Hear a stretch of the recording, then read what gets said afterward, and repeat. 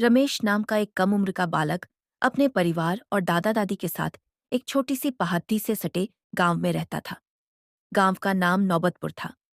रमेश काफी शरारती स्वभाव का एक लड़का था और वह तरह तरह के बच्चों वाली नादान हरकतें किया करता था। उसके हरकतों से हमेशा कोई न कोई छोटी बड्डी आफत आ जाती थी। इस गांव से कुछ दूरी पर एक जंगल था। एक दिन की बात है। रमेश उस जंगल में घूमने के लिए गया हुआ था। वह उस जंगल में इधर उधर बस यूं ही घूम रहा था।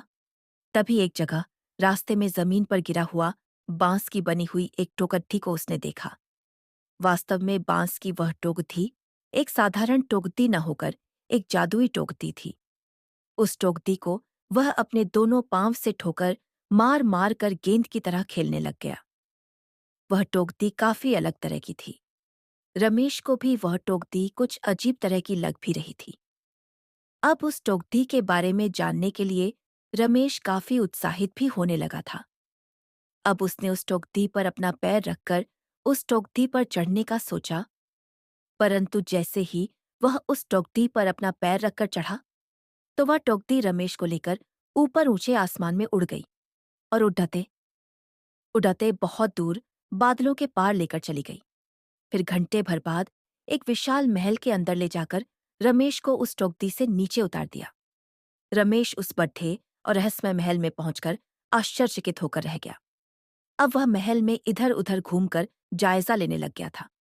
घूमते घूमते रमेश का सामना एक काफी लंबे चौड़े व्यक्ति से हुआ, जो उस समय महल में पड़े हुए बेशकीमती सामान जैसे सोना, चांदी, सिक्का, हीरा, जवाहरात के खजाने के पास खड़ा होकर उस खजाने की रक्षा कर रहा था।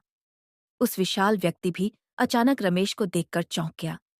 उसने रमेश से पूछा कि तुम यहां तक कैसे पहुंचे? रमेश ने उस व्यक्ति को अपनी सारी बातें बता दी। वह विशाल व्यक्ति काफी दयालु भी था। उसने रमेश को कुछ खजाना देने की पेशकश भी की, परंतु एक शर्त यह भी रखा कि रमेश बिना पूछे कोई भी चीज इस खजाने में से हाथ नहीं लगाएगा।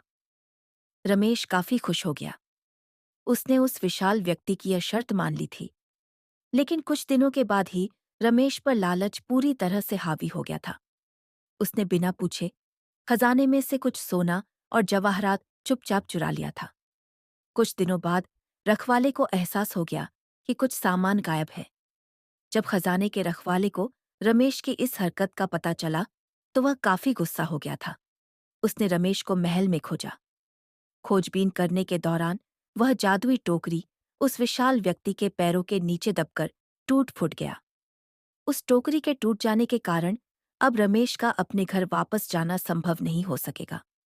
उस टोकरी के टूट जाने के कारण रमेश धरती पर वापस कभी नहीं जा सकता था।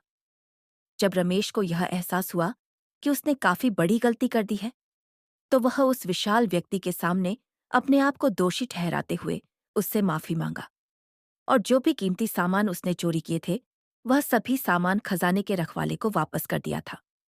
उसने यह वादा भी किया कि अब वह कभी भी बिना पूछे कोई सामान नहीं उठाएगा और चोरी कभी नहीं करेगा। उस घटना के बाद रमेश अब एक बदला हुआ इंसान बन गया था। अब वह अपनी ईमानदारी और सत्यनिष्ठा के साथ उस महल में रह रहा था और खजाने की देखभाल भी कर रहा था।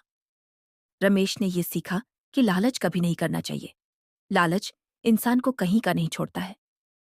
रमेश के चाल चलन एवं बदले हुए स्वभाव को देखकर खजाने के रक्षक उस विशाल व्यक्ति को रमेश पर दया आ गई। उसने फिर से एक जादुई टोकरी बनाई, जिस पर सवार होकर रमेश अब अपने गांव जा सकता था।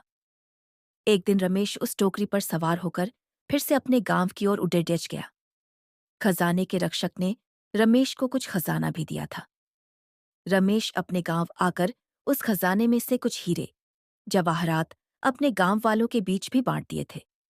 इस कहानी से हमें यह सीखने को मिलता है कि ईमानदारी और सत्यनिष्ठा का साथ कभी नहीं छोड़ना चाहिए। लालच हमें क्षणिक रूप से सुख दे सकता है, परंतु अंततः ये हमें विनाश की ओर ही ले जाता है।